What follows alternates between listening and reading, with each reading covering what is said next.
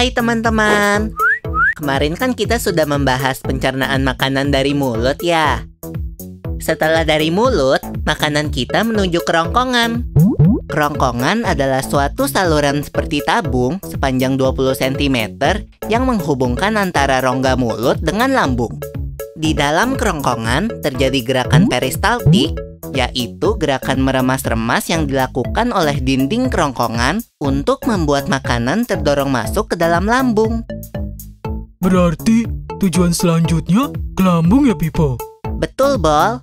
Lambung adalah bagian dari organ pencernaan manusia yang paling elastis. Lambung berbentuk seperti kantong dan terletak di dalam rongga perut sebelah kiri atas.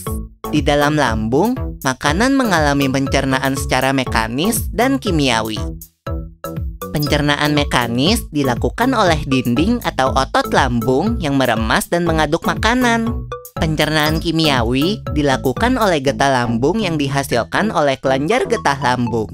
Getah lambung mengandung enzim pepsin, enzim renin, dan asam klorida. Enzim pepsin berfungsi untuk memecah protein menjadi pepton. Enzim renin berfungsi untuk mengendapkan protein susu menjadi kasein. Asam klorida atau HCl berfungsi untuk mengasamkan makanan dan membunuh kuman yang masuk bersama makanan. Nah, habis ini makanan kita pergi ke toilet ya? Hihihi. Ah, kamu ini belum, Bol. Selanjutnya, makanan dicerna di usus halus dulu. Usus halus merupakan usus terpanjang dalam saluran pencernaan, karena panjangnya mencapai 6 hingga 7 meter. Di dalam usus halus terdapat cairan khusus yang membantu penyempurnaan pencernaan makanan. Oh iya, usus halus terdiri dari 3 bagian, yaitu usus 12 jari, usus kosong, dan usus penyerapan. Apa aja ya fungsinya? Usus 12 jari atau disebut juga duodenum memiliki panjang kira-kira 25 cm.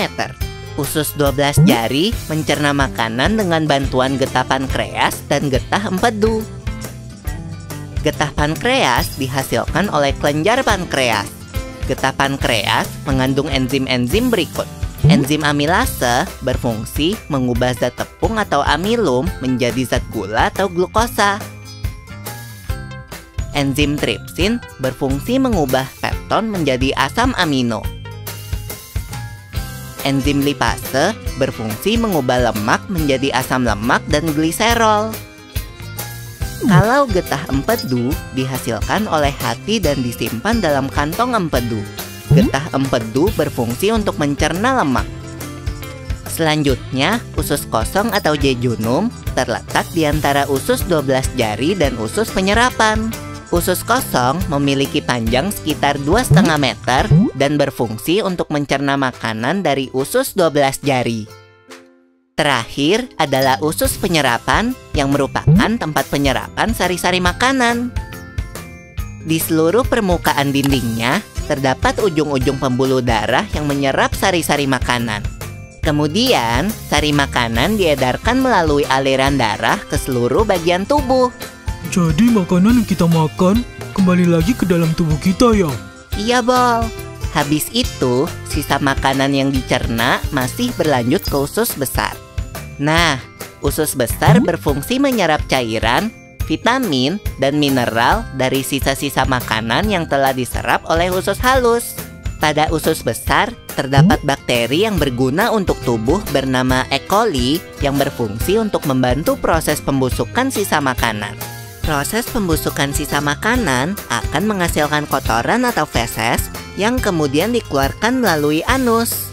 Oh gitu. Nah, gimana dengan mulus? Itu disebabkan oleh apa ya, Pipo? Organ terakhir yang bernama rektum adalah ujung muara dari usus besar yang berfungsi sebagai tempat penyimpanan feses sementara. Ketika rektum terisi penuh dengan feses, maka saraf akan mengirimkan respon kotak yang menimbulkan rasa ingin buang air besar. Anus adalah lubang di bagian bawah pantat yang berfungsi sebagai tempat keluarnya feses dari tubuh. Jadi begitu ya, seluruh proses pencernaan dalam tubuh kita. Iya, Bol.